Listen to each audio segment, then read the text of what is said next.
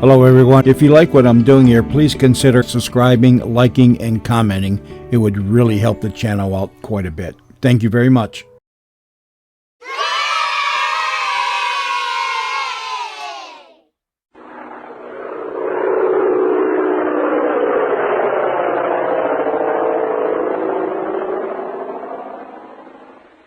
Ladies and gentlemen, we present another in the series of air stories of the World War by that ace of all air story writers, George Bruce.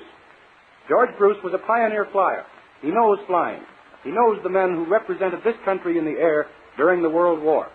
His stories are reflections of his own crowded life and the lives of our American war flyers in war-torn Europe. We are pleased to announce that Aces magazine, the pioneer flying story magazine for whom George Bruce writes exclusively, has given us special permission to broadcast these stories. The day the Paris Times broke the story which surrounded the magnificent exploit over Merlin of Eric Stephens, Michael Gold, and Terence McCoy, a reporter carried away by a rush of adjectives named them the Three Inseparables. The name swept across France and became a synonym of bravery and comradeship. But when they were first named the Three Inseparables, the gods of war must have chuckled, for no three men could have been so widely divergent in character, morals, and ideals. No three men ever hated each other more, nor would as gladly have murdered one another. Strange that these three should finally win the Legion of Honor, but the ceremony of their citation was not the beginning of the story. Stephens, Gold, and McCoy have just come back from their first battle and are listening to the CO, Captain West. Now listen, you guys. You sure did better than I'd hoped for. The Jerry swamped us, but we got out of it, thank God. And I want to compliment the three lads who hung together in that dogfight off my port wing. That triple formation of yours saved the day for the rest of this outfit, let me tell you. You fella, what's your name? Terence McCoy, sir. You flew point in that charge. Nice work. And the tall fella, what's your name? Eric Stephens. Oh, I got you. You're the polo player, used to be all over the newspapers. Captain of the Rumson Club team or something that beat the British club one year, ain't you? Yes, Captain. And you, chap? I didn't get your name right either. I'm Gold. Just Michael Gold. Gold, huh? McCoy, Stephens, and Gold. Oh. How long have you been practicing that attack together? Oh, we've never practiced anything together, Captain. We merely found ourselves together and acted in unison. They took a slam at them pokers, and these two guys came up behind me, and that's how it was. You flatter us, Captain. United we stood, and divided we fell, in the words of the great American patriot. I only followed the Irishman to keep the Germans off his tail. Mr. Stephens, the big sportsman, chanced to follow. A case of three being better than one. Well, if that's the first rehearsal, it's a good act. Keep it up. You pulled down 5 fuckers with that attack. You three report to me later. You've done a lot for American morale this morning. Well, seems we pulled his flight out of a bad pinch. Say, you, Gold. What do you mean it was you keeping them off my tail?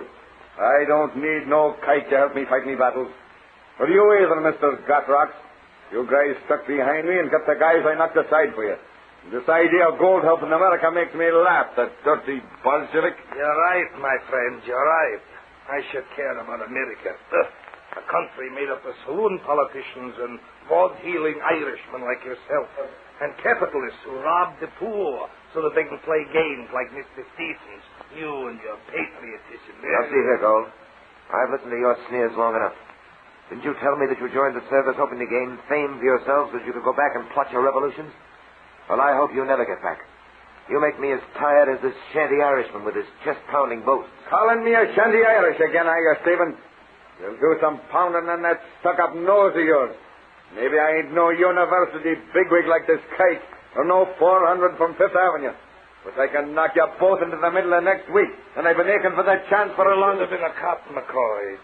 Then you could strike down the defenseless all you want to. You hate Stephens because he's your social superior.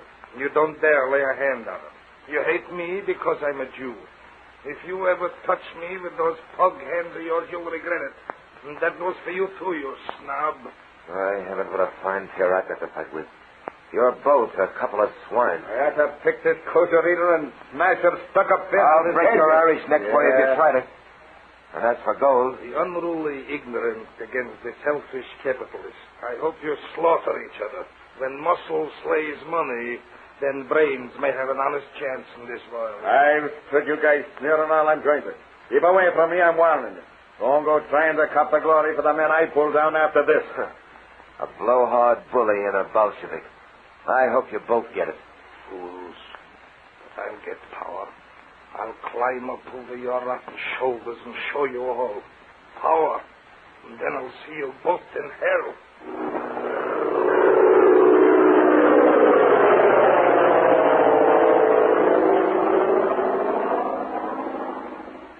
So the war makes strange bedfellows. Months pass, and the three Inseparables have become famous and the backbone of their squadron. But it is only chance advantage that holds them in the air together, fighting like a machine. As their fame grows, as the strain of war daggers their nerves, mutual enmity blossoms into vicious hatred. After a dawn patrol, they quarrel in the barracks. Listen, you mangy cocksure eater. I'm tired of you sneaking along with Stevens behind me and getting fat on the juries I set up for you. And that German all shot to pieces in front of me today, and you ducked in and get the credit for bringing him down. You yellow punk, I'll knock your Take block your off hands off my wrist. Don't make yourself any more ridiculous than nature has made you. You're both too yellow to fight. Yeah. Ever since we left Kelly, I've been waiting for this chance.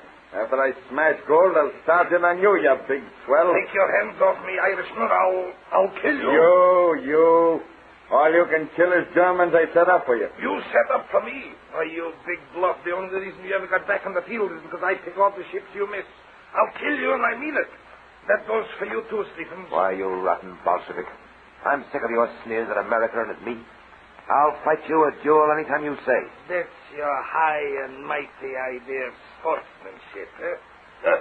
Why wouldn't you fight a duel? Me, the little Jew from the sweatshops who spends his nights poring over books while you were out trap shooting and fox hunting. You know you're a crack shot, but I'll get you a smarter way. I'd like to poison you. The kite may save me the trouble of getting you yet, Stephen. For 5 months now, you two skunks been living off my reputation. I've been hoping a pair of you'd break your neck. I'm thoroughly sick of both of you. You big Mick, you'd have been shot to ribbons this morning if I hadn't dropped that fucker off your starboard flank. Next time, I'll watch you fight your own battle. And as for you, Gold, I know that you're plotting Bolshevism propaganda for New York. And I intend to see that it never gets back there. And if you ever threaten to poison me again, I'll see you court-martialed. This is the second time you've hinted at that. You threatened me last week. Look. What's the matter with that wine? Oh, I see. My bottle of bichloride has gone from that medicine shelf, huh? So you tried to fix me already, did you dirty little nihilist? So the educated kike has tried to poison you to death. That's a lie. If there was anything in that bottle of yours, Stephens, I never put it there. Oh, no? No. I wouldn't be sorry if you had taken a drink. But I didn't poison that wine of yours. McCoy heard me talk about it. Maybe McCoy thought he'd pull one of his smart. You lie. I'll tear your head off your dirty neck. You put up that gun. Why, heavens. The mutt tried to kill me. Oh, you big Irishman. You're shaking like a leaf. But you almost got you that threat, didn't he? You make me laugh. I didn't shoot at that hog drawer. I just took out the gun to see if the safety was on. It'd been off by accident. The bullet went through that window behind him just by accident. Too bad. But next time you three at it again, huh? I heard a shot. Now, what the devil's going on here? Fighting again, huh? Ever since you've been in this outfit, you've done nothing but make trouble.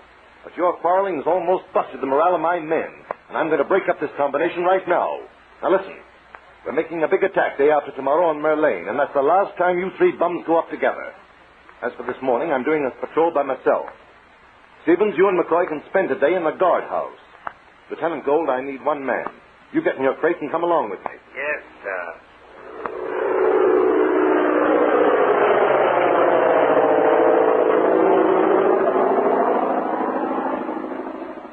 Well, can you beat that? The Jew goes up with West, while we sit here in the guardhouse, and he goes and saves West's life. What's that you say? Didn't you hear what them men out there is yelling? West got mobbed by a gang of hawkers and was fallen. Gold follows West's ship down into No Man's Land and carries West 2 miles on his back with the Jerry snipers shooting all around. That'll make that lousy Gold a bigger hero than ever. He'll be appointed flight leader for that attack we're going to make on Merlane. Damn Damn, it's just what the Jew wants. Get himself a big name and go back to America and start trouble for the government.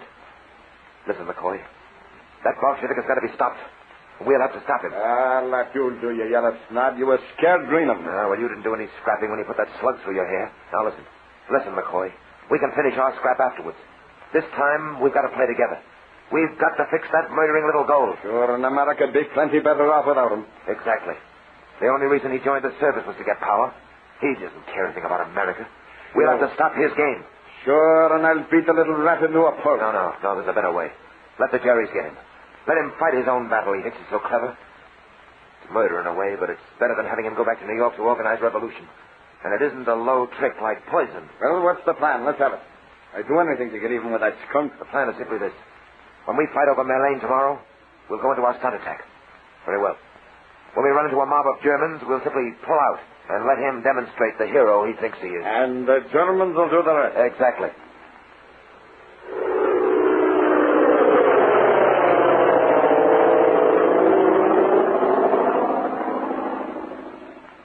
Wing to wing, Gold, Stephens, and McCoy led the 108th into battle over Merlane.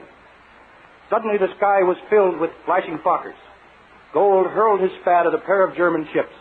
He does not know that Stephens and McCoy had abandoned him. Stephens and McCoy were a mile away down the sky, engaged in a terrific dogfight with a swarm of Germans who had suddenly attacked them from high above. Stephens' ship was raked by gunfire from all sides. 4 Fokkers bore down on McCoy's tail as the Irishman dove to escape the fierce attack of 2 Germans who were riddling his flank. It was all up with McCoy and Stephens. But just as they thought they were done for, a gray spad came roaring out of nowhere, looping, zooming, spraying hot death at the attacking Germans. Michael Gold to the rescue. Once again the 3 flew wing to wing, hurled their stunting ship at the Germans. The Fokkers fell back, turned tail, and ran. The Battle of Merlane was won. Wounded and victorious, Gold, McCoy, and Stephens landed their bullet-torn ships on the home field. My God. I thought the Jerrys had us that time. You pulled us out of that fire, Gold. If you hadn't come back, they'd have got us. Gold just saved the day. And Jerry's almost got me. I didn't think you'd ever get out of that first dogfight you was in. Listen, you fellas. I didn't leave you in the first place. My engine conked on that dive of mine. When I got out of it, you guys was gone. What? I knew it looked like I pulled out on you two. But my ship went out of control, and I had all I could do to get those Jerrys off my tail. When I looked up, you were a mile away. I got for you as soon as I could. Well, I'm sure damned this time. I'm giving you this pay.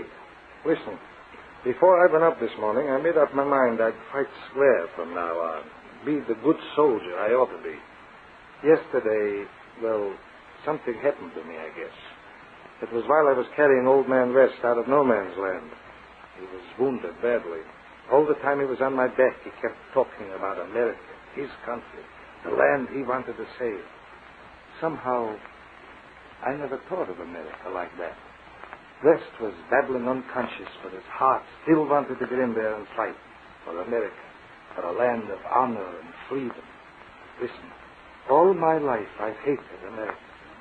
But when I heard the skipper talking like that, well, it got into me, that's all. When I went up this morning, I determined to fly like a good soldier. I wanted to do it for West and for my country. And so I didn't try to pull out on you fellows. You try to pull out on us? Why, damn it, I can't stand it. Listen, Gold. Don't apologize to us, for God's sake. We pulled out on you. We tried to leave you in the lurch. I'm sorry, Gold. Honest to God, I am. Stevens and me, we're trying to let the Jerry swamp you. And then you come back and save us. Oh, we sure you done your dirt, fella. We've all acted like fools. Well, from now on, let's fight the way we ought to fight. Stevens, will you shake my hand on that? I sure will, Gold. And mine. Hey, you three devils. Dispatch just come in for Lieutenants Gold, McCoy, and Stevens from GHQ. Advice from French headquarters. General Gouraud witnessed your air of battle this morning, and you're all to report to the French General Staff for citation. Looks like the Legion of Honor. Say, boys, there's a bottle of wine in my kit. And there'll be no poison in it, neither. We'll fill them up and drink to the 3 of us. The 3 Inseparables. The 3 Inseparables.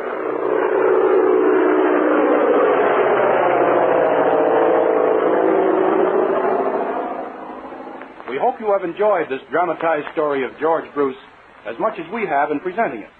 Every month, there is a feature story in Aces magazine by this great air-flying story writer, and your news dealer will be happy to supply you.